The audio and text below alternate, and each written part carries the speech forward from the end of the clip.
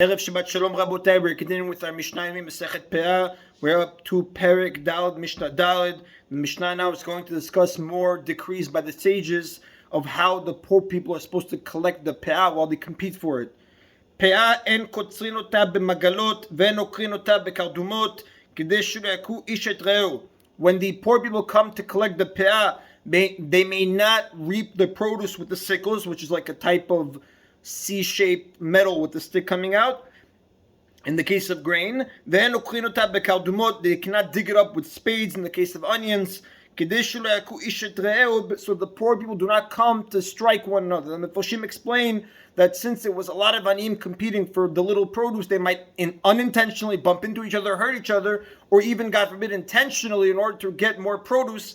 Therefore, the sages say you cannot use these instruments or anything similar. They gave these because these are practical examples, but you cannot use any dangerous instruments when collecting the peah, lest you, God forbid, hurt the other poor person either unintentionally or intentionally. That is the end of Mishnah Daled. Mishnah Hey discusses another law regarding collecting peah. Shalosh avayot bayom, bashachar, bachatzot, u'bamincha. The Mefoshim explain avayot is a language of either harvesting times or appearances. There are 3 appearances a day that the farmer or his representative have to be in the field so the poor people can come to collect the peah at those times. Now the Toshim explained, the Rav writes that the poor people are not allowed to collect the peah alone. The owner of the field or his messenger, a representative, has to always be there supervising. We do not want the poor people to take produce that doesn't belong to them. We want them to only take the peah. Therefore, the sages made 3 set times where the owner or the representative have to be there so that the poor people can collect. These 3 set times were shachar in the morning, bachatzot in noon, midday, ubamincha, and in the late afternoon, mincha ktana, which is about 2.5 hours before sunset or before 3 stars, depending on how you learn it. Now the Mefarshim explain why did the Chachamim set these 3 distinct times, and the Rav writes because it suits the 3 different groups of poor people. In the morning they did it in the morning they did it mipnei hamanikot shebeneim yishenim b'shachar v'az yeshneim penai lelaked. In the morning they did this early time for the nursing women that their children are still sleeping at home. They're able to quickly go out, collect peah, and come back. Bachatzot, in the midday one, they put it mipnei tinokot because of the youth. Shidalkan letzet bechatzot, they usually sleep late until noon. V'olchim lelaked peah, and only then do they go collect. So we have a time for them. Ubamincha, and in the late afternoon, b'pnei askenim, because of the elders, the old people, olchim al mishantam, that they, so to speak, walk very slowly there. They slump there. Then magim lesadeh ad shat mincha, and the only time they'll arrive there is by mincha time. We don't want them to lose out either, so we have a set time for them as well. That is the opinion of the Tanna Kama. We have 3 set times. The Mefarshim explain no more, no less.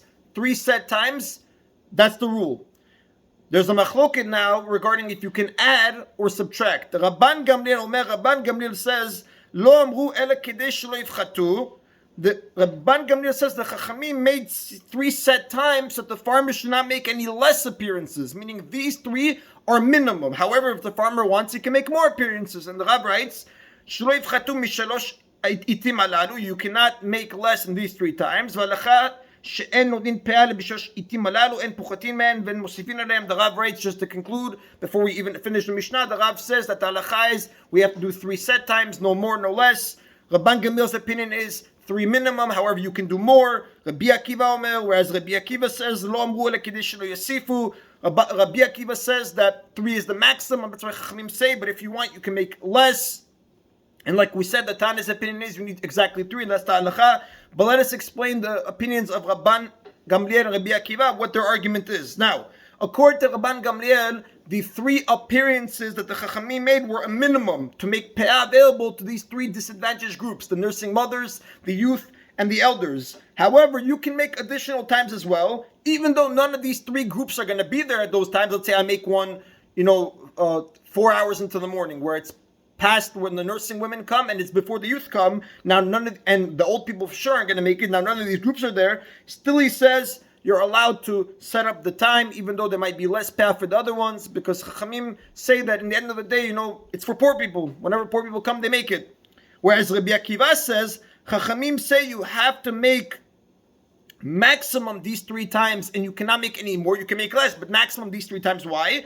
Rabbi Akiva was afraid that if we allow you to make your own time, what are you going to do? The owner's going to make a set time where these 3 groups of poor people don't know what time it is. He's going to tell his poor friends and relatives. They're going to come and collect more peah that they wouldn't have gotten if it would have been regular competition with the rest of the groups. The Chachamim say that you can only make peah in these 3 set times or less, meaning shachar, chatzot, mincha, shachar, chatzot, or shachar, or just chatzot, or just mincha. You cannot pick any other time where none of these groups will come. We are afraid that you're going to use it for your own poor people. We want to make it known to all poor people. Whereas Rabban Gamliel says, no, you can make more. We're not concerned that you're going to set times where your relatives will only know and the poor people won't. Since he says Peah is a known place, it's at the end of the field.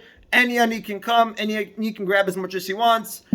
Again, Rabotai, we have the 3 opinions. The Tana Kama holds 3 set times, no more, no less. Rabban Gamliel says 3 minimum, you can always do more. Whereas Rabbi Akiva says 3 maximum, you can always do less. The Mishnah concludes with a voluntary practice by a certain family or place. של בית נמר היו מלקטין על החבל ונותנים פאה מכל אומן ואומן. בית נמר, either the Mefarshim explain is the name of a place or it's the name of a family.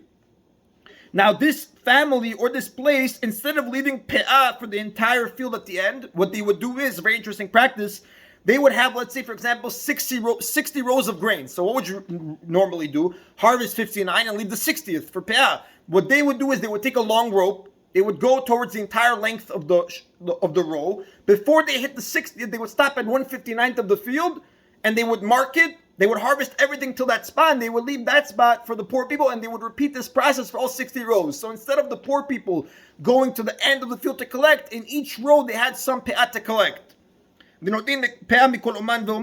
when they reached the end of the rope, the Bet Nama would leave pe'ah in each and every row, and that way the Mefarshim explained that poor people, instead of having to go all the way at the end, they would have produce at each, they would have pe'ah available to them at each and every row. The Mefarshim explained the quote the Yerushalmi that the Chachamim praised this practice of the Bet Namar because they didn't cause the poor people to have to go all the way at the end. They allowed them to collect in each and every row. However, the Yerushalmi also says that they criticized them because they left a very small amount. If you do the math over there, the Yerushalmi explains they would only leave 1/100th instead of 1/60th, which is the minimum, like we explained earlier.